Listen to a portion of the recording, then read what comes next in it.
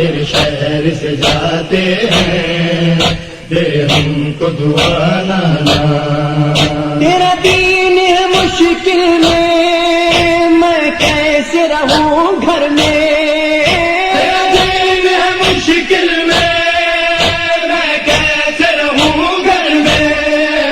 تکلی میں کوئی وعدہ، تکلی میں کوئی وعدہ، ہاں تجھ سے کیا نانا، تیرے شہر سے جاتے ہیں، دے ہم کو دعا نانا۔ ماہ رجب شروع ہوا سن 60 ہجری کا۔ حسین کے چال ڈھال میں کچھ تبدیلیاں نظر آنے لگیں۔ ایسا لگتا تھا کہ حسین کے پیش نظر کوئی بڑی مہم ہے۔ کئی دفعے لوگوں نے دیکھا کہ قبر رسول پہ جاتے ہیں، روضہ رسول پر گھنٹوں قبر کے ساتھ لپٹے ہوئے آہستہ آہستہ کچھ کہتے رہتے ہیں۔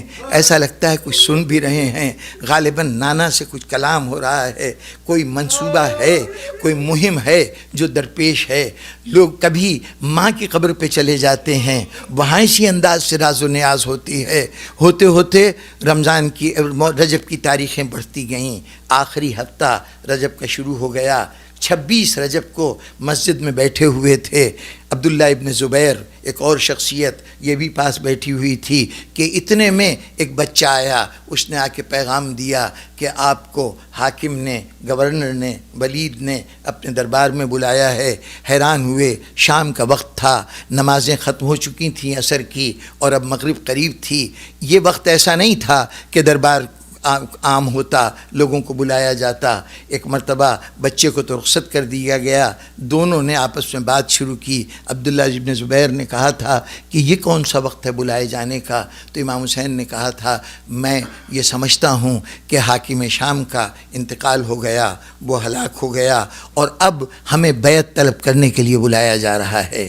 عبداللہ ابن زبیر نے پوچھا پھر آپ کا کیا ارادہ ہے؟ آپ نے کہا بلایا گیا ہے، میں جاؤں گا تو صحیح، سنوں تو دیکھوں تو کہیں کیا کہتے ہیں۔ لیکن عبداللہ ابن زبیر میں اتنی جرت نہیں تھی کہ حاکم کے سامنے جا کر اور وہاں انکار کیے بغیر واپس آ جائیں۔ وہ تو خاموشی سے گھر گئے اور گمنام راستوں سے ہوتے ہوئے اسی وقت مکے کی طرف نکل گئے، یعنی گویا میدان سے فرار اختیار کر لیا۔ لیکن حسین گھر پہ آئے اور گھر پہ آنے کے بعد پہلی مرتبہ اب زینب سے مخاطب ہوئے، بہن زینب ذرا نانا کا امامہ تو لانا۔ یہ نانا کا امامہ اس گھر کا ایک تبرک تھا، ایک بڑی مقدس امانت کے طور پر تھا، اور جب کبھی گھر والوں کو کوئی بڑی مہم درپیش ہوتی تھی، سربراہ خاندان کو جب کوئی بڑا مرحلہ پیش ہوتا تھا تب اس امامے کو برکت کے لیے سر پہ رکھا کرتے تھے۔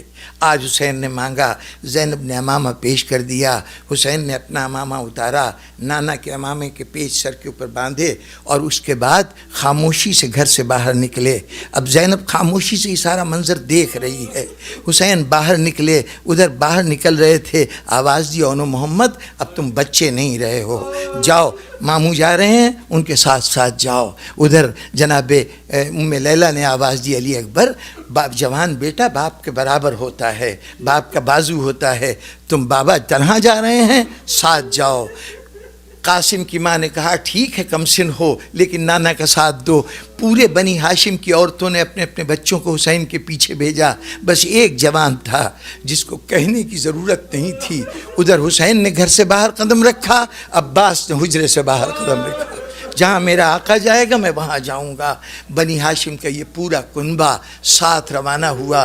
مدینے کی گلیوں میں ایسا لگا جیسے آسمان سے کہکشاں اتر آئی ہے۔ لوگوں نے کاروبار چھوڑ کر ان کو دیکھنا شروع کیا۔ کبھی یہ اجتماع، یہ منظر اس سے پہلے نظر نہیں آیا تھا۔ میں کہوں گا مدینے والو دل بھر کے دیکھ لو، یہ منظر پھر دوبارہ نہیں دکھائی دے گا، یہ گروہ پھر دوبارہ نظر نہیں آئے گا۔ یہ جماعت گئی، جو کچھ ولید کے دربار میں گفتگو ہوئی وہاں سے پلٹی، امام آئے، سب اپنے اپنے حجروں میں گئے، امام وہاں سے آئے، نانا کا امامہ بہن کے سپرد کیا، بہن یہ تمہارے پاس امانت ہے اسے رکھ لو، اب کچھ دن کے بعد پھر تم سے مانگوں گا۔ یہ کہہ کے حسین پلٹ رہے تھے، اب تک زینب خاموش تھی، بھائی کو دیکھ رہی تھی۔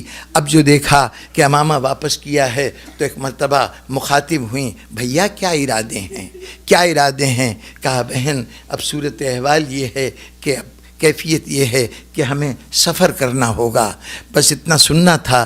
زینب نے سوال کیا بھیا یہ کون سا سفر ہے, کون سا سفر ہے؟ سنا حسین نے, کہا بہن وہی سفر ہے. بس جیسی سنا وہی سفر ہے, کوئی اور سمجھے یا نہ سمجھے زینب سمجھ گئی. کہا بھیا بے نیاز ہو جاؤ, بے فکر ہو جاؤ, جاؤ جتنی سفر سے متعلق تیاری ہے گھر کے باہر وہ تیاریاں تم کرو, گھر میں یہ تیاریاں زینب کرائے گی, زینب کرائے گی. شخصیت بدل گئی زینب کی. اب کھڑی ہوئی صحن خانہ میں احکامات جاری کر رہی ہیں.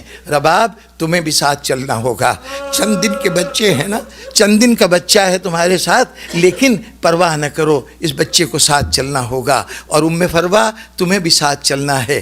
دیکھو چلتے ہوئے بھائی حسن کی قبا رکھ لینا, ان کا امامہ رکھ لینا, اور ہو سکے تو دولہا بنانے کا ساز و سامان بھی رکھ لینا. ایک ایک کو ہدایات جاری کر رہی ہیں, ایک ایک کو فرمان جاری کر رہی ہیں. ان کے لیے نوید ہے, خوشخبری ہے, جن کو زینب کہہ رہی ہے تمہیں چلنا ہوگا. اور کچھ ایسی بھی ہستیاں ہیں جو حسرت بھری نظروں سے زینب کو دیکھ رہی ہیں, شاید ہمیں بھی کچھ حکم دیا جائے, ہم سے بھی کہا جائے. خاص طور پر ایک بیمار بچی ہے اس شہر, اس گھر میں, وہ بھی چاہتی ہے کہ مجھے بھی حکم دیا جائے. لیکن جب زینب کا اشارہ نہیں ہوتا تو اس کا دل بےتاب ہو جاتا ہے.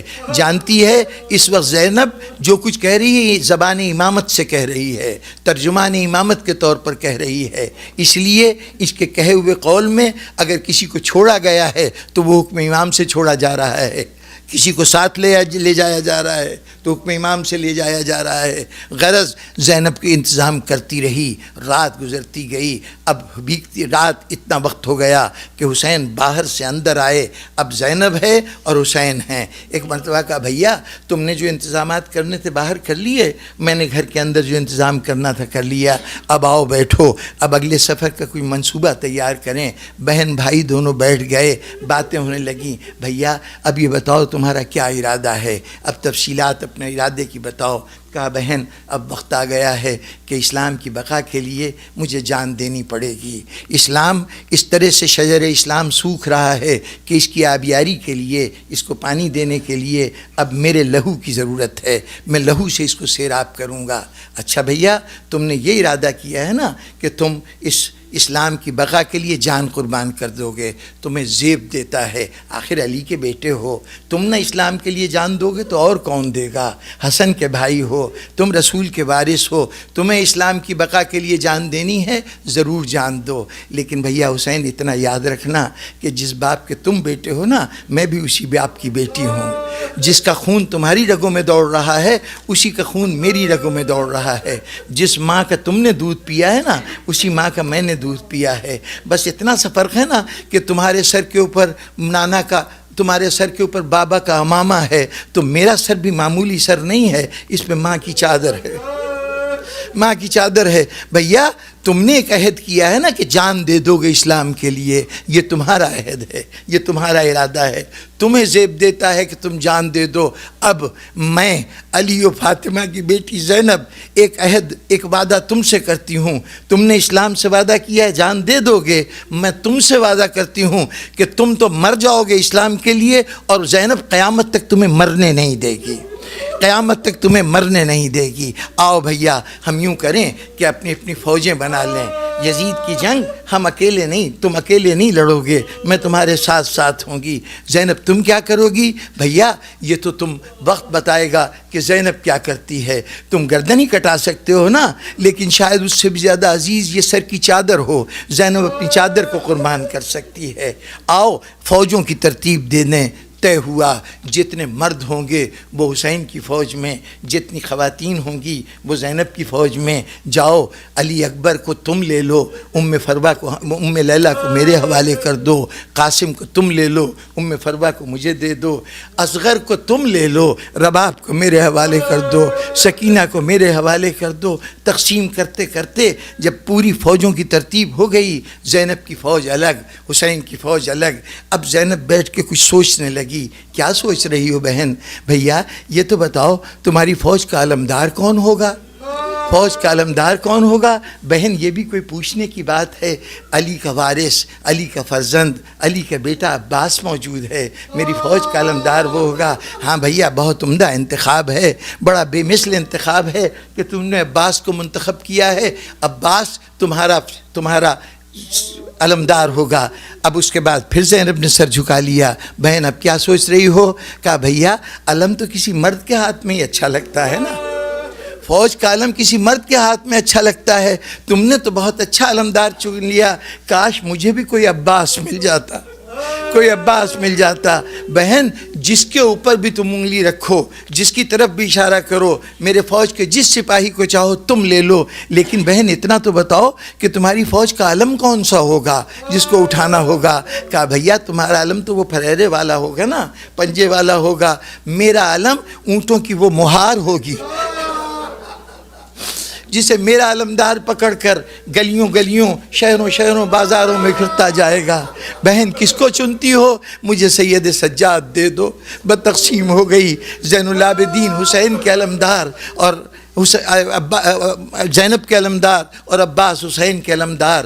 2 دن کے بعد 28 محرم کو جب یہ قافلہ چلنے لگا تو چلنے کا اہتمام کیا تھا؟ بس 2 جملوں کی زحمت ہے۔ چلنے کا اہتمام کیا تھا کہ بیویاں جب نکلتی تھیں گھر سے تو کوئی کنیز آواز دیتی تھی، فلاں بی بی کی آ رہی ہے، سواری آتی تھی، بیوی آ رہی ہے۔ جب یہ آواز بلند ہوتی تھی اس بی بی کے وارث دوڑتے تھے، وہ آ کے بی بی کو سوار کراتے تھے۔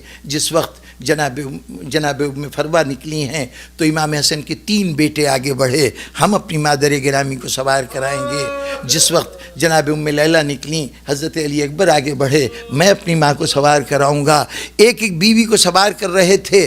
امام حسین ایک طرف مسند پہ بیٹھے ہوئے بیویوں کی سواری کا منظر دیکھ رہے تھے، عباس پورے علاقے میں پہرا دیتے پھر رہے تھے، کوئی اجنبی نہ آنے پائے۔